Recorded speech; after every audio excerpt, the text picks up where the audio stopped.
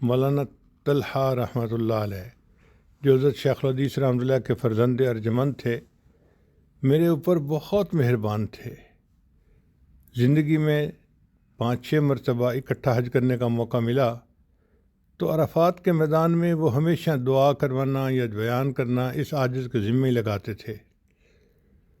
ایک مرتبہ میں نے کہہ دیا کہ حضرت بڑے موجود ہیں تو میں کیسے بیان کر سکتا ہوں؟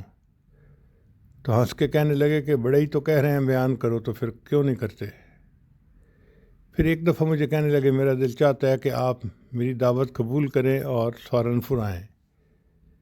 پھر اس کے بعد حضرت مولانا شیخ الحدیث مولانا یونس رحمۃ اللہ علیہ نے مجھے بلایا اور فرمایا کہ میں نے آپ کو آج اس لیے بلایا ہے کہ میں کہنا چاہتا ہوں کہ مجھے آپ سے اللہ کے لیے محبت ہے، اور جسے محبت ہو اس کو بتا دینا چاہیے، تو میں آپ کو بتا رہا ہوں کہ مجھے آپ سے اللہ کے لیے محبت ہے۔ اور یہ بھی ذہن میں رکھو کہ آپ کو اگر موقع ملے تو آپ نے سہارنپور ضرور آنا ہے۔ میں نے کہا کہ حضرت آپ دعا فرما دیں، میں آؤں گا انشاءاللہ۔ اللہ کی شان دیکھیں کہ ان دونوں حضرات کی دعوت پر میں نے کوشش کی اور اللہ تعالیٰ نے مجھے وہاں پہنچا دیا۔ جو میرا انڈیا کا پہلا سفر تھا اس میں میرے 100 رفیق کے سفر تھے، اور ہم بالکل خاموشی سے وہاں گئے، اپنے اکابر کی جگہوں پہ حاضری زیارت کی اور پھر واپس چلے آئے۔ اس وقت پروگرام کوئی نہیں ہوئے تھے، مگر 3 دن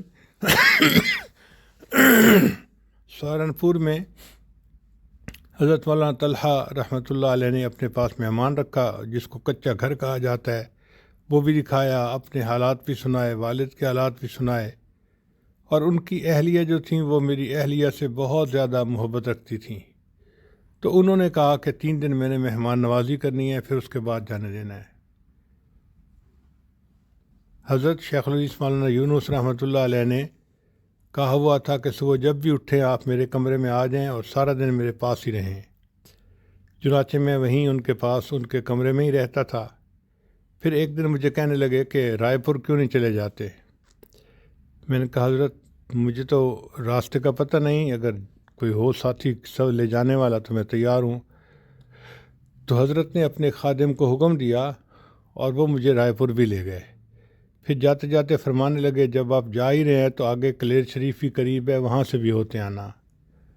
تو حضرت کے کہنے پر ہم پھر وہاں کلیر شریف بھی گئے۔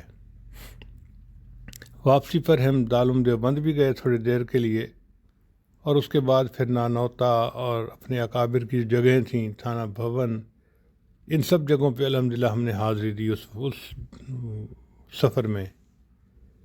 پھر دوبارہ اللہ تعالیٰ نے موقع دیا انڈیا جانے کا، اس میں 17 دن کا سفر تھا جس میں بیانات بھی تھے، وہ بھی ان حضرات کی دعوت پر مجھے جانے کا اللہ نے موقع دیا۔